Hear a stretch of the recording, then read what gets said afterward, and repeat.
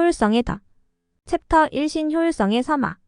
일론 머스크는 회의실에서 두꺼운 서류를 펼쳐 보이며 트럼프와 상원 의원들 앞에서 AI 행정 혁신의 장점을 열변합니다. AI는 우리가 예산을 절감하고 국민의 불만을 해결할 수 있는 열쇠입니다. 그는 확신에 찬 목소리로 말합니다. 중복 업무는 사라질 것이고 관료주의는 단축될 겁니다. 우리가 원하는 것은 투명한 정부와 실질적인 변화 아닌가요? 그의 계획은 감탄을 자아냈습니다. 연방정부의 각 부처에 AI를 도입해 예산관리, 서류 처리, 공공서비스까지 자동화한다는 구상이었습니다. 정치인들 대부분이 일자리를 보전해야 한다는 반대 의견을 내비쳤지만 트럼프는 이미 머스크의 손을 들어주기로 결정한 상태였습니다. 당신이 우리의 새로운 효율성위원회 수장으로 부임한 이후 모든 것이 바뀌었어. 일론, 이번에는 기술을 믿어봅시다. 챕터 2. 새로운 풍경, 효율과 무관심의 도시. 며칠 후 머스크는 직접 손에 쥐고 있던 개혁의 첫걸음을 내딛습니다. AI는 행정 시스템에 깔끔하게 통합되었습니다. 연방 데이터 센터에 위치한 고성능 서버들은 도시의 모든 행정 데이터를 분 단위로 업데이트하고 분석했습니다.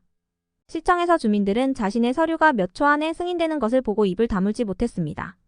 길게 늘어선 줄은 사라졌고 복지 신청에서 세금 신고까지 모든 일이 자동화되었습니다. 미국의 한 소도시 휴스턴의 작은 집안에서 AI가 실시간으로 제공하는 맞춤형 건강관리 정보를 받고 있었습니다. 주민들은 AI의 분석을 통해 자신의 건강과 생활습관을 개선하는 방법을 매일 접하며 놀라워했습니다. 하지만 어디선가 한숨 소리가 들려왔습니다. 오래된 서류와 펜을 들고 근무하던 수십 년 차 공무원 비리였습니다. AI 도입으로 자리에서 밀려난 그는 하루하루를 손에 담배만 꼬남은 채 보내고 있었습니다. 우리는 어디로 가는 거지? 그는 스스로에게 묻습니다. 이웃들도 같은 질문을 던지고 있었지만 대답할 이는 아무도 없었습니다. 챕터 3. 혁신의 틈새에서 울리는 불만의 소리. 머스크의 AI 행정 시스템이 시행된 지 몇 주가 지나자 미국 전역에서 부정적 신호가 나타나기 시작했습니다. 실업률이 급격히 상승하며 곳곳에서 AI로 인해 일자리를 잃은 사람들이 거리로 나섰습니다. 기술 독재를 멈춰라. 라는 구호가 플래카드에 쓰여 있었고 머스크의 이름이 적힌 모형이 불타오르고 있었습니다. 특히 일자리를 잃은 이들 중 상당수는 공무원이었습니다. 베테랑 공무원들은 자신이 무용지물이 되었다는 사실의 씁쓸함을 느꼈습니다.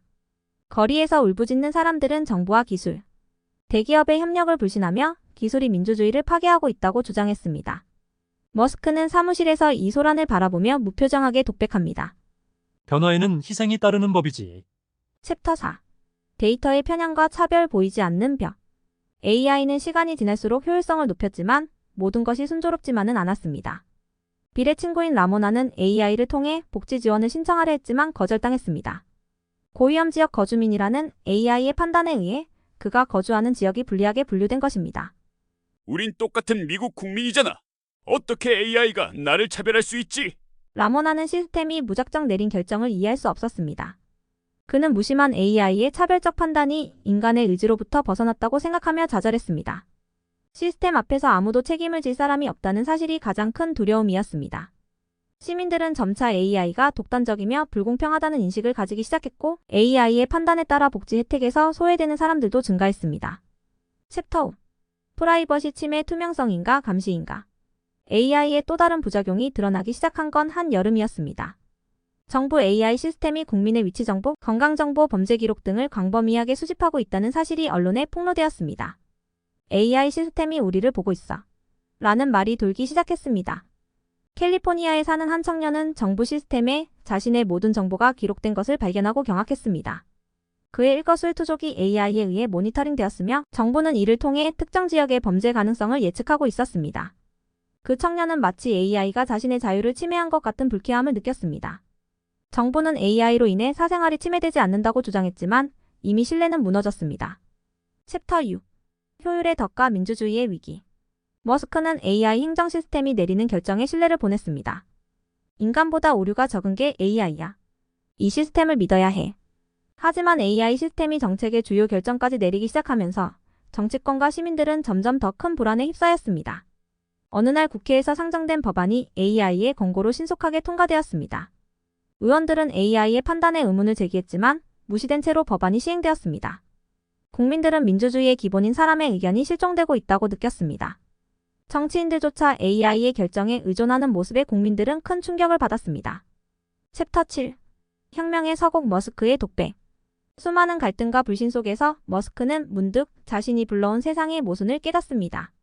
그는 혼자 남은 사무실에서 허탈한 듯 의자에 몸을 기대고 나지막이 말합니다. 효율성을 위해 시작한 일이 이런 결과를 불러오다니.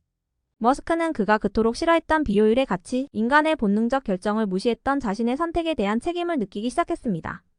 AI가 가져온 효율성 뒤에 감춰진 비인간성과 차별, 그리고 새로운 독재적 통치는 그가 그린 미래와 전혀 다른 모습으로 남아 있었습니다. 에필로그.